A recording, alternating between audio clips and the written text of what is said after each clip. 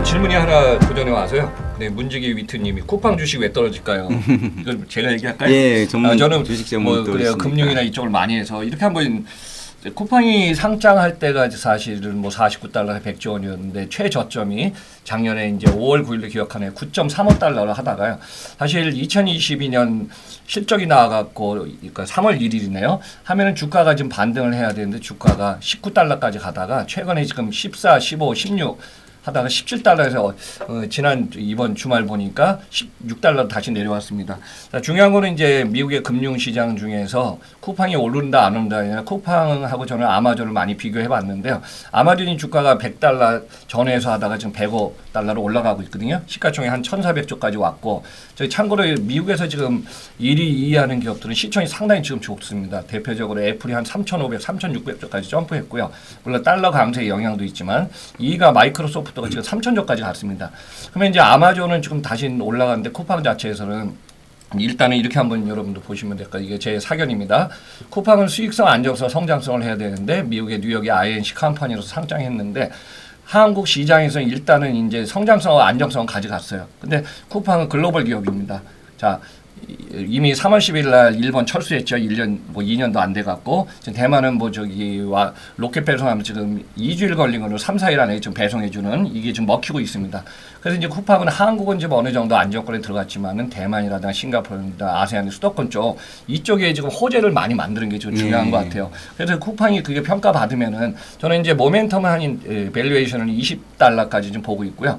올해 쿠팡이 최고 상승하면은 25달러까지 여러분이 아마 기대해 갖고 과거처럼 뭐 그냥 40달러 올라갈 뭐 그거 쉽지 않거든요. 근데 이제 어떤 트렌드 추이가 있기 때문에 쿠팡의 레인지에서 보면은 일단 20달러 넘었으면 아마 2분기 실적이 나올 때 지금 로켓 크로스를 갖다 3월 29일로 했기 때문에 이게 아마 쿠팡의 매출하고 영업이익에도 많이 공헌할 것 같습니다. 그러면 그때 시점 주가가 모멘텀이 되지 않을까 이렇게 보고 있습니다. 예, 뭐 정확히 말씀해 주신 것 같습니다. 저도 잠깐 이제 의견을 좀 드리자면은 사실 쿠팡이 이게 과연 저 주식의 가치 자체가 상장가 자체가 정확할까는 지금도 저는 약간 의문이 들어요. 네. 쿠팡 같은 경우에는 오프라인 기업이 아니거든요. 사실 온라인 기업이 아니거든요. 온라인과 오프라인이 전류하게 결합이 됐는데 뭐 거의 오프라인과 온라인이 한 뭐 5대5 정도? 그 정도 방식으로 연결됐겠죠. 왜냐하면 온라인 기업이라 그러면은 기본적으로 플랫폼 기업이기 때문에 플랫폼 기업들은 재고에 대한 부담도 없고 거기에 따라 가지고 굉장히 좀 자유롭게 움직일 수가 있는데 쿠팡은 7천억, 8천억 정도의 물량을 센터에 보관하고 있다는 거죠. 그리고 물량을 보관하기 위한 하드웨어로 물류센터 구축비만 7조가 넘게 들었었고요. 뭐 100개, 200개 가까운 센터가 있죠. 뭐 그렇기 때문에 오프라인 기업하고 큰 차이가 없어요. 운영비가 들어가고 상품 구입비가 들어가고 거기에 따라 가지고 이익이 나올 수가 없는 구조가 맞긴 맞아요. 즉 일반적으로 말하는 애플이라든지 우리가 말하는 그런 데들은 사실은 뭐 대부분 뭐 어플리케이션에 의한 뭐 그런 앱스토어라든지 그런 매출도 있고 데이터 매출도 있고 그렇기 때문에 하드웨어보다도 그런 매출이 굉장히 좀 큰 부분이 될 텐데 쿠팡은 구조적으로 상품을 사입하는 원가율이라는 게 있거든요. 원가율 자체가 보통은 한 직매입 상품 같은 경우에는 70%대 육박하는 원가율을 가지고 가고 있기 때문에 마진 폭이 굉장히 작죠. 그 나머지에 가지고 운영을 하고 배달을 하고 뭐 그 마케팅을 하고 그 비용이기 때문에 그래서 쿠팡이 구조적으로 과연 예전처럼 그렇게 무슨 뭐 100조 기업이 될까? 그거는 솔직히 정말 좀 어려운 부분이라고 좀 생각을 갖다 하고요.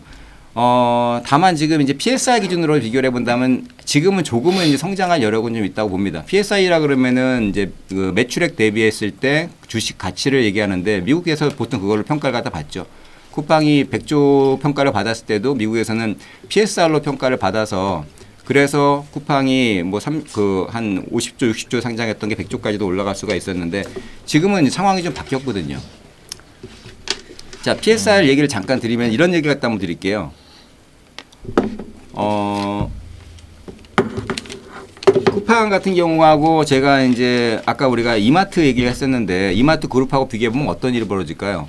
이마트 그룹 같은 경우가 매출이 27조죠. 쿠팡이 27조 똑같습니다.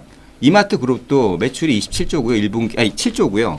그다음에 쿠팡도 1분기 매출이 7조였었어요. 뭐 한 7조 1천억, 7조 1천억대에서 약간 쿠팡이 더 나오긴 했지만 매출이 똑같고 영업 이익도 비슷합니다. 물론 이제 이마트 그룹이 작년에 이제 썼던 부분들이 있었기 때문에 올해는 오히려 쿠팡이 조금 1분기 이익은 좋을지 몰라도 항상 그 이마트 그룹의 이익은 1년에 거의 한 뭐 4천억, 5천억 이상이 나왔었죠. 백화점과 이마트의 매출 이익을 합친다 그러면은 쿠팡이 적자가 뭐 조 단위가 나왔을 때도 그렇고 작년에 쿠팡이 1,000억 적자가 났을 때도 이마트 그룹 같은 경우에는 매출이 거의 쿠팡보다도 앞서면서 이익은 훨씬 높았는데도 불구하고 기업 가치는 뭐 양사 합쳐봤자 5조 대밖에 안 되지 않습니까?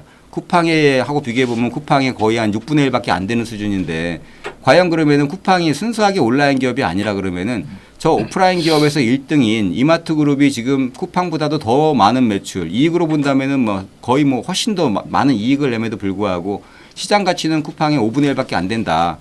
그렇게 봤을 때 이제 시장이 좀 냉정해진 거거든요. 아, 그동안에는 쿠팡이 무한 성장을 하고 이익이 폭발하겠다라고 나왔던 그 시장이 이제는 쿠팡이 이 정도 매출 가지고 지금까지 나온 매출, 신장률 그리고 이익 매출이 뭐 올해 만약에 뭐 이익이 만약에 3천억, 4천억이 나온다고 하더라도 이게 과연 수십조에 달하는 기업 가치를 인정받을 수 있을까? 여기에 또다시 이제 좀 의문점이 좀 찍혔던 거거든요. 예, 그렇군요.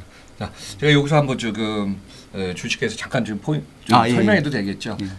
사실 이제 주식에는 이제 대주주와 지분 구성이 상당히 중요한데요. 최신 데이터입니다.